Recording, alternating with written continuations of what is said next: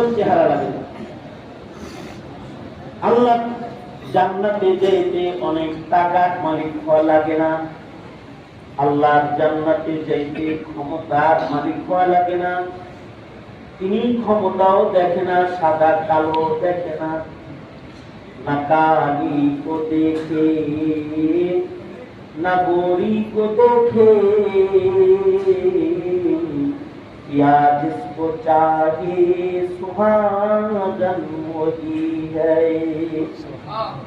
हजरत मदनी रहमतुल्लाह अलैहि বাইতুল্লাহ তওয়াফ করতেন।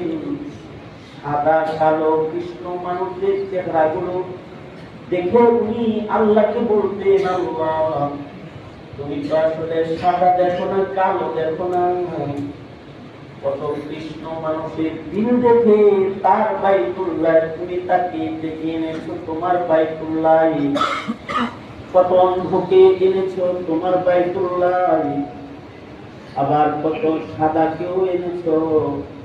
চামড়া তো তুমি দেখো না, তুমি তো দেখো ভিন্ন কিছু।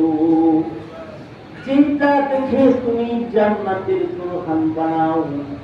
ওগো আল্লাহ, তোমার ওই দেখার বস্তুটা মাতাফে বাইতুল্লাহতে দাঁড়ায় তোমার কাছে আমি চাই।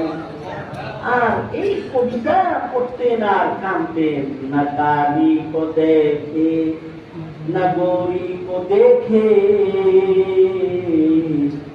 या जिसको चाहिए सुहागन वही है।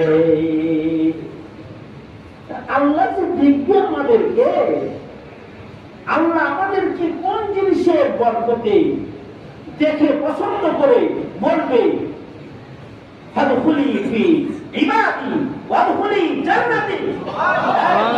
তুই আমার বান্দা হিসেবে আমার বান্দাদের দলে ঢুকে যা, আর আমার জান্নাতে তুই আমার মেহমান হয়ে যা। আল্লাহু আকবার।